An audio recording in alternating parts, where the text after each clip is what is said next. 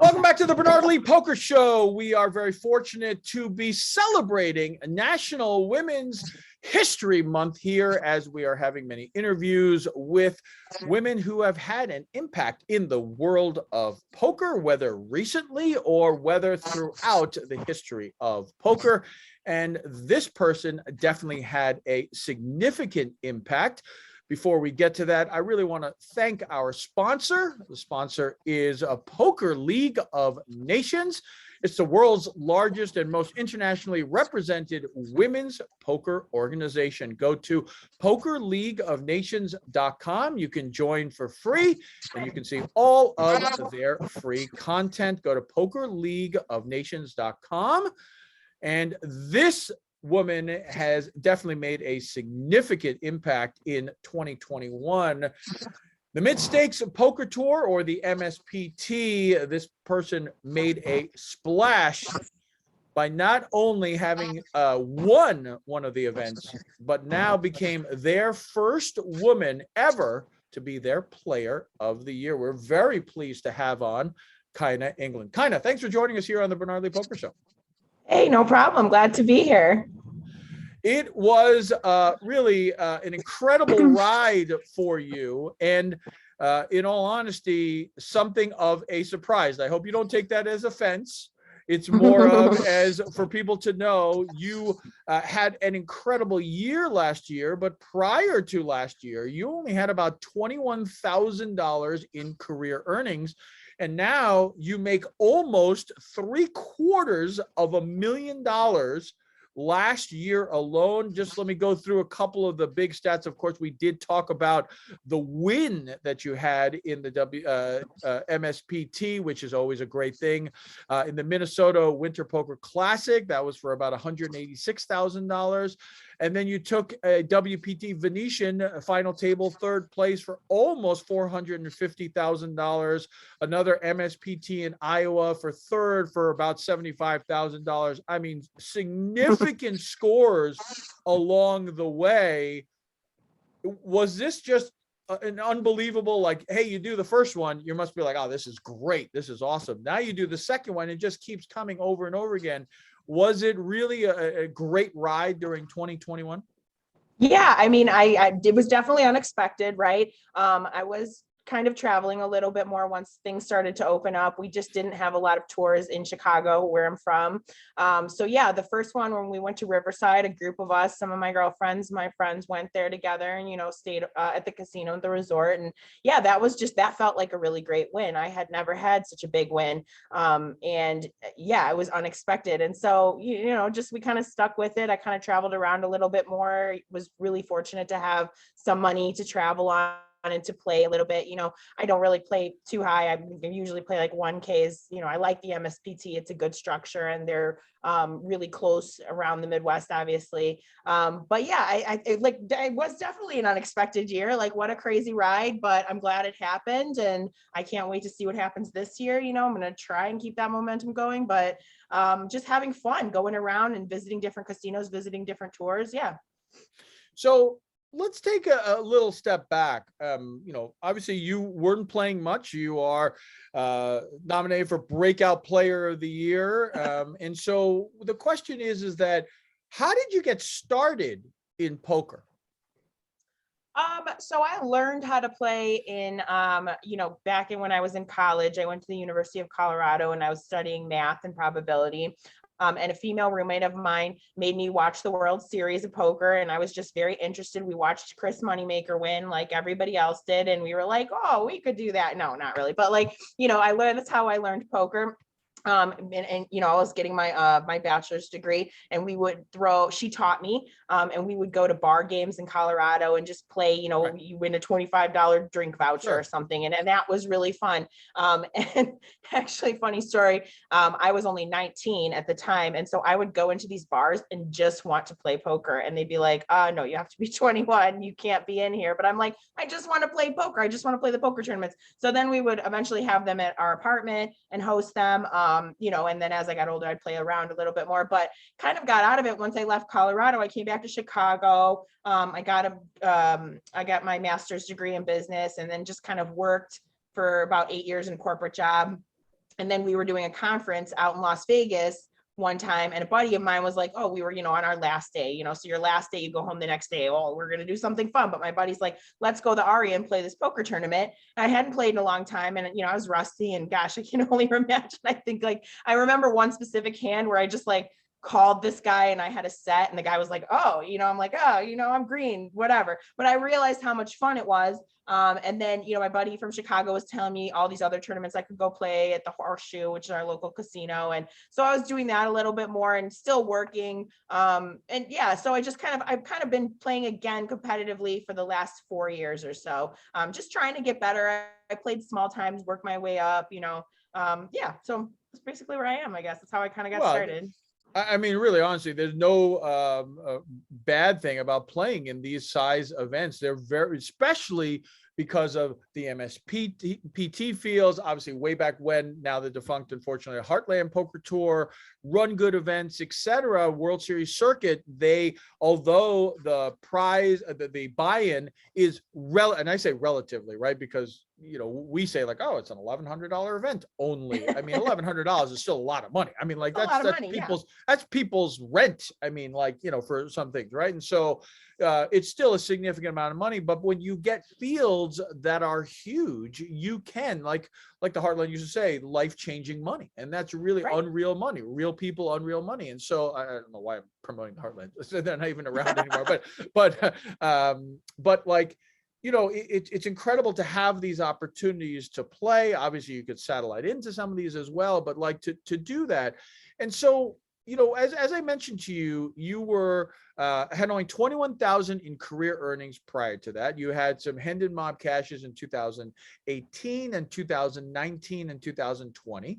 A couple of final tables, but small money, not huge, just in the thousands. But right away in January, you hit the tour and you started playing. Was there a reason why 2021? I mean, obviously we're coming out of COVID, so maybe that's why it's just get out of the house. But why, was there a reason why, hey, you know what, I'm going to kind of give this more of a shot? Did you no longer work? It seems like you were playing a lot in 2021 and just kind of maybe it just steamrolled. Yeah, I actually left my big corporate job in 2018. I took a package and tried to figure out some more of what I wanted to do. I played a little, I took some part-time jobs, and then in 2020, well, I guess that would have been the beginning of 2020. My friend Sarah Steffen, she approached me with the opportunity to work for Poker Power, which was remote. And so I was teaching, clubs from home, maybe 4 or 5 times a week, small stuff. So it's stuff I could do remotely. And, just we practiced through quarantine. I was playing online a lot. Just having study groups with my friends, watching poker a lot more, just trying to sharpen up because I'm teaching women now. I want to make sure that I'm correct in what I say, or I'm as knowledgeable as possible. So I really took 2020 to, try and get better online, really. I actually came out to Las Vegas in summer too, to play those online bracelet events. That was really fun. Didn't do anything, but, played them, and that was great. And then when stuff started to open up, things in Chicago, really, they aren't even still open. So you had to go other places. And so when there were places that were drivable, like Riverside, Iowa, or Larchwood, Iowa, we would go there and split costs and share rooms and share gas and stuff like that. And it was just, more of a fun thing to do with my friends, because most people now are working remote. So we could take our laptops with us, work during the day, and then play these tournaments. And especially with the MSPT, because they don't even start till 3 o'clock. So you really could work a full day and then go play the poker tournament. So I was able to do that a little bit more. And then I did get a full-time job. Was that 2020? I think it was August of 2020 I did. So, but it was, again, something I could take more on the road with me. I could just keep my own hours and make sure I was just on top of stuff. So I was doing, kind of 2 full-time jobs, basically playing poker tournaments and then, doing my regular job. But after, the WPT event happened, and I just kind of decided, all right, let's take some time off and really figure out what we want to do. I'm fortunate enough to do that. So now I'm not working. So now I'm still working for Poker Power as an instructor there, but I don't have currently a full-time job anymore. So as you're, we all start out, Card Player has a column that says, when I was a donk, when I first started playing, and then you get better and better. Obviously you work with certain things. So how do you feel like you got better? You know, there are a lot of my listeners right now, and the reason why we are promoting National Women's History Month is I certainly feel that one of the next potential booms in poker is to spark the interest of women. You know, 50% of the world, if not more, is women. And the fact that only 2 to 4% of women play in a tournament, think of if we got that number up to 10, 15%, how the fields would suddenly start increasing. So there are probably a lot of listeners right now who are women who are maybe a little bit wary of going to a casino to play, wary of playing in an MSPT. You know, they, like you said, they may go to a bar league, they may play amongst their friends, but to go to a circuit event, to go to a run good event, something like that, they may feel a little intimidated. Kind of how did you go from Colorado Bar League for a $25 drink ticket to winning almost $750,000 last year? How did you kind of get yourself to go and really kind of learn the ropes? Like, was there online trainings, teaching? How did you do it?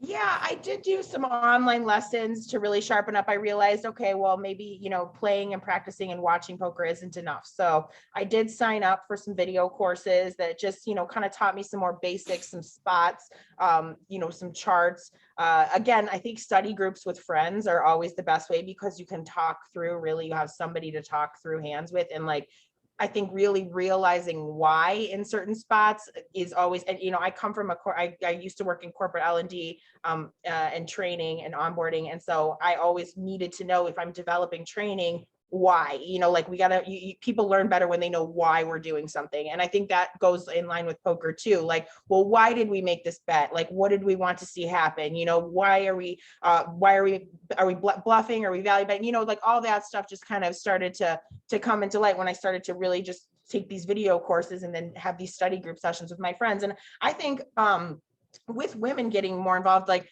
I'm not a very easily intimidated person. Yeah, I can be a little emotional, but I am not scared to go sit down. And I know that not all ladies are like that. And that's kind of why I think these women's organizations are so important right now, like the Poker League of Nations, the WPA and Poker Power and stuff. You know, at Poker Power, we really encourage people to sit down at the table. Yeah, we want you to win, but we want you to have a good time and we want you to be there and be comfortable playing. And so we give, at Poker Power, we do online lessons and we try and give women the tools to be confident and comfortable and strategic and all these different topics that also revert back to the business world, that you can, you know, do one thing and it helps you with this life skill, you know. So we do a lot of that. And I think that's just extremely helpful in getting more women involved, getting people more comfortable. There is just an uptick of education too within these women's groups specifically. Like I know some of the study groups happen independently within them, and women just celebrating each other.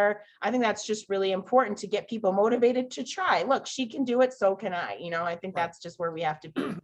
Sure, absolutely. So, you know, you're going around, you're playing in these events. Did you expect 2021 to be what it was, or was it, let's go and play a couple, I'll play another couple, you know, maybe every few months I'll play. But, you know, what really started happening is you were playing every single month. You were playing a lot of the MSPTs. You were playing everywhere. Obviously, that third place at the Iowa Riverside in March, you get a $75,000 infusion into your bankroll, which, like I said, is like triple whatever you've made in your career. Now, it seems like, oh, well, now I got a bankroll. Let's try to hop around a little bit more and play a little bit more. Is that kind of what happened? Yeah, no, I definitely knew I was going to win $775,000. I definitely knew that going into the year. No, but no, I like you said, I actually don't think my volume, you know, I was working at the time, full-time seller. So my volume like wasn't really high. I was going to Vegas here and there and playing, you know, but it's not like a play every day kind of thing. Like maybe every, like twice a month or once a month, we do these trips. And like I said, Riverside and the MSPT is just something that me and my friends all really like to play. And so when it was close and we could go, we did, and it was great, you know. And yeah, once I got, the third place, I had already wanted to go to San Diego because that's a new stop they had put in last year to go to San Diego. And I was like, I have not been to San Diego in a long time. Let's make a trip of it. Me and my friend went and we had a great time. And I ended up getting like 15th, I think, in that one. And so then my friend was like, oh, well, now you're on you're on the leaderboard for the player of the year. Like, you should go and play all these now. So I did. So I went to Deadwood and played there, and didn't do very well, but it was just like about going to these different stops too. And like, yes, it's fortunate to have the bankroll where like I can travel too and also go see some cool stuff. So I had never really explored Deadwood, South Dakota, Sure. you know, and that was really fun. And going there, and then, you know, I did a Florida trip because I'd never really been to Florida. So just kind of trying to chase it a little bit more. And I had all these like little caches. I went to the Blackhawk one, which was fun too. And I Which is think I got always some a points fun in that. place. I've been there Yeah. a lot. Yeah.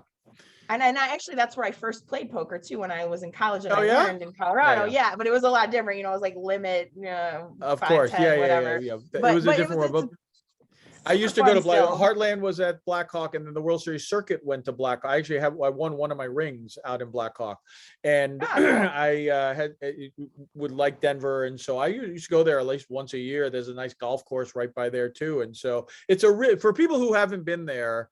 I'm not sponsored by anybody in Blackhawk, so I'm just saying it. Like, it's like an hour up from Denver in the mountains, and it's just like literally this old mining town that they put casinos in, and it's like you feel like you're back in the wild west as you drive. Like, if you go up, I think it's Center City or something like that, if you go up the hill, it's like you can see where they used to live in these mining camps basically. And I think it's just a really cool area, and so I really enjoyed doing it. I probably went for like 5-6 years every single year, and it was a lot of fun. Yeah, I So really like that stop too. It's actually coming up soon, another stop, but I'm not going to get to go this time, but hopefully when it comes around next time. Yeah, I really enjoyed that location too. And it is just like, for me, I made the experience of the year more about just trying to play different stops, trying to, visit different places, so that it makes like losing and winning even more fun. sure. You have something to do, you explore a new area. And then, somehow I stumbled into that Venetian tournament, Right. which I make a joke because I posted something on Facebook that was like, oh, decided to jump into this Venetian 5K. And people are like, Kyna, you don't just jump into a 5K. But that is literally how it happened. Like, I had not planned on playing it. My buddy, who's now my best friend, talked me into playing it the night before. And so I did. And somehow we made the final table, which was pretty crazy. A ton of people, almost 1,199 players, like you said, a 5K. First prize was almost $1 million.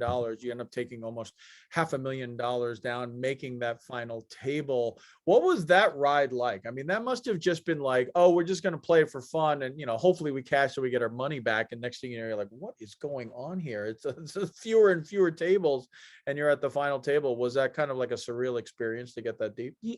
Yeah, I mean, like, even just when I stood in line to register, like, I didn't feel so great that day, and I was like kind of uneasy. I'm like, maybe I shouldn't be doing this. Why am I And doing this? Why am I doing I know, this? I'm like standing in line, but I wore my Poker Power shirt too. And somebody in line, I don't know if I'm allowed to name drop on here. Am I? It was Farajaka, was like standing in front of me, and He's I a former didn't. guest. I Why was like, not? yeah, and he's like, oh, what's that? And it's just like little random, like, run-ins with people that I had read about and never met. And it's like, it actually, I think, was like one of the first big ones too, like coming off of quarantine. Like, there hadn't been any like really large WPTs like that, and so all of the big stars and all the big pros had come out and played it. I think I was like one table away from Kristen Bicknell, like Daniel Negreanu walked up at one point. I was just like, Phil Hellmuth sat at my table for like 15 minutes. I'm just like, where am I? This is crazy. And so it was just really, I think, as that first day went on, just trying to take it in, have a good time, try my best.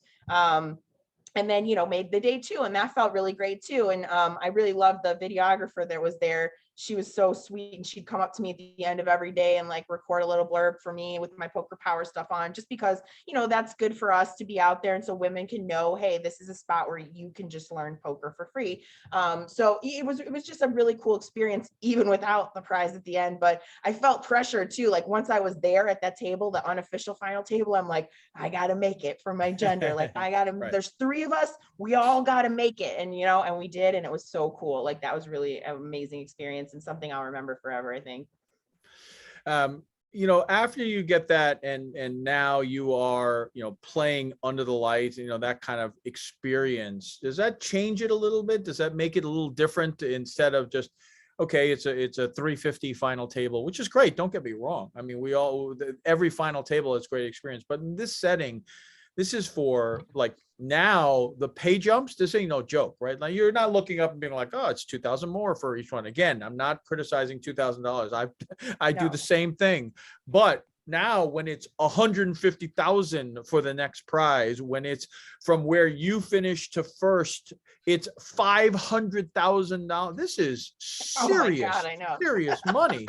You know, this isn't Like like, I had a, right. yeah.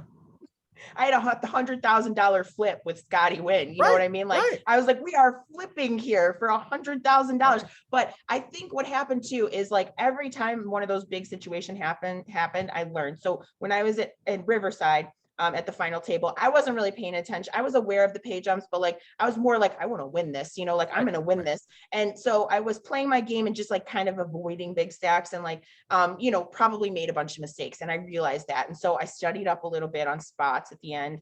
But then when I got into that other final table, I, you know, again, I was all through the day 3, I was very conscious of the pay jumps. You know, I was like watching, I'm like, I know, all right, we got, you know, even the 5K pay jump now, let's go all in, you know, except for one chip, just in case, you know, all that stuff, and like being really conscious about spots and stuff. But then when I got to the final table and it was 3-handed, like you know, and even when before it was 3-handed, I made a lot of mistakes, and especially the hand I busted out on, I know that was a very big mistake. And so I learned from it, you know what I mean? And so like I studied back up on those spots. And then when I was in Minnesota just now, I feel like it all kind of came together, and I just like knew what to do, and I knew what spots to take, and I was aware of like chip sizing and chip stacks and bet sizes and all that stuff. It just felt like it was like building up to that, you know what I mean? Just because of the work I put in. So I think it is just, you know, we will learn from those mistakes, and hopefully we get to be in those spots again, and get to utilize the information that we learned from previous spots. So right, absolutely. That makes sense. I hope that makes sense. No, 100%. And then that's really kind of what I wanted to talk about. We'll talk more about that when we return. When we come back, we're going to talk more with Kyna about an incredible 2021 year. We're going to talk about her chase for that MSPT Player of the Year and kind of what it was like coming down to the wire as everyone's leaderboard watching. I'm sure she was as she was in the lead. So when we return here on the Bernard Lee Poker Show.